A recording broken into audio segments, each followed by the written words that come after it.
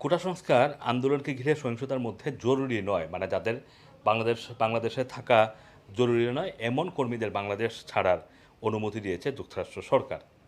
মূলত তাদের যে দূতাবাস রয়েছে সেই দূতাবাসে যেসব কর্মী বাংলাদেশে থাকা অত্যাবশ্যক নয়, যারা যুক্তরাষ্ট্রে ফিরে অথবা পার্শ্ববর্তী দেশের সেখানে গিয়ে বসে তারা কাজ করতে পারবেন, এইসব কর্মীদেরকে তারা দেশ ছেড়ে বাংলাদেশ ছেড়ে চলে যাওয়ার অনুমতি দিয়েছে।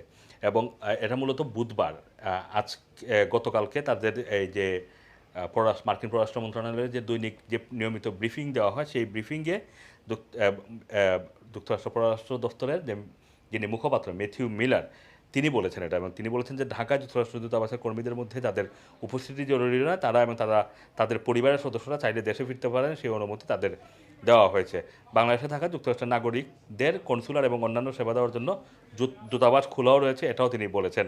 ম্যাথিউ মিলারকে প্রশ্ন করা হয়েছিল যে যুক্তরাষ্ট্র বাংলাদেশকে ভ্রমণের জন্য 4 মাত্রা বিপজ্জনক এলাকা ঘোষণা করেছে, সরকার দেখামাত্র গুলির নির্দেশ দিয়েছে, সেখানে গণহারে বল প্রয়োগের ঘটনা ঘটেছে, মৃত্যুর সংখ্যা 200 ছাড়িয়ে গেছে, শিক্ষার্থীরা শান্তিপূর্ণভাবে বিক্ষোভ চালিয়েছে, শাসকদের নৃশংসতা থেকে নিরপরাধ শিক্ষার্থী ও জাতিকে রক্ষায় সুনির্দিষ্ট কী পদক্ষেপ যুক্তরাষ্ট্র নিচ্ছে। উত্তরে মিলার বলেন, প্রথমত আমরা বাংলাদেশের চলমান নিরাপত্তা পরিস্থিতি নিয়ে আমাদের উদ্বেগ স্পষ্ট করেছি।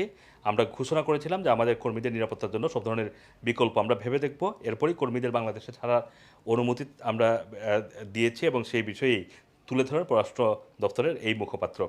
যুক্তরাষ্ট্রের নাগরিকদের নিরাপত্তা এবং সুরক্ষার বিষয়টিকে সর্বোচ্চ গুরুত্ব দেওয়ার কথাও তিনি বলেন, এবং তিনি বলেছেন যে এটাই তাদের অন্যতম অগ্রাধিকার।